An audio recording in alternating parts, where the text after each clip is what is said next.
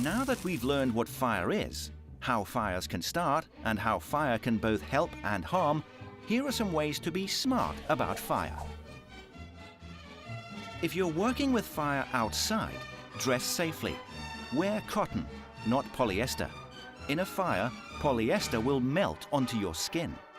Know the weather and make smart decisions accordingly. Do not burn trash or fields on windy days.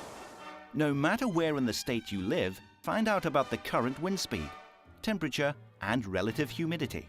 Your local fire department or sheriff's office, working with fire weather forecasters, can also tell you the local fire danger rating and whether there are any current prohibitions against burning. If you're planning a burn, always notify your local fire department beforehand, and remember to obtain a burning permit if it's required. If you're using fire outside, make sure to clear an appropriate space, a clear zone that doesn't contain anything that will burn around the fire. Rural fire safety needs are somewhat different from fire safety needs in the city. In the city, homes are close together, but firefighters can usually get to a burning building in minutes. In rural areas, it can take much longer for firefighters to arrive, and grass fires can spread quickly. Every building in a rural setting should be surrounded by what's known as a survivable space. A survivable space is a non-combustible area of rock, concrete, bare earth or moist shrubs and plants that will slow a fire long enough to allow everyone to leave the building safely and will give firefighters time to reach the scene. In North Dakota, 96% of all firefighters are volunteers. This means that not a lot of people can become a career firefighter in this state. But it also means that if you're interested in being a volunteer firefighter, you'll be welcomed and needed no matter where in the state you live.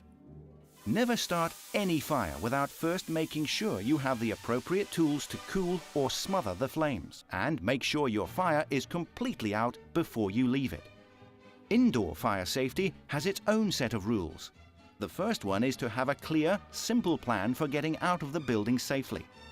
This includes a plan for everyone who lives in your home. Make sure there are working smoke alarms in key areas of your home or building, and put a new battery in them once a year. Candles are beautiful, but never leave them unattended, and don't set them on or near combustible materials. Regardless of what kind of oven and cooktop you have, never leave food cooking unattended. Even a roast in the oven can result in a house fire. Make sure that you have enough outlets for your use, installed by a licensed electrician. And don't overload them. In addition, don't use extension cords if you can avoid it. Never leave your fireplace unattended. And have a professional clean and inspect your chimneys once a year.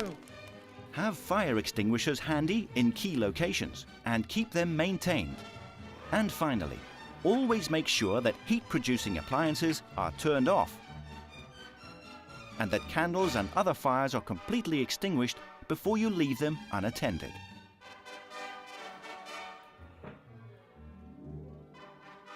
Well, it didn't take us long to learn a lot more about fire.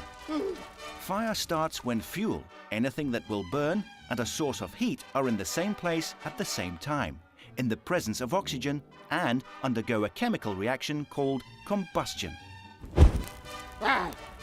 Oxygen is everywhere. We can't do much about that, but if we keep the fuel and the heat apart, we can prevent almost every unwanted fire. And that's all it takes. So be smart and use fire wisely.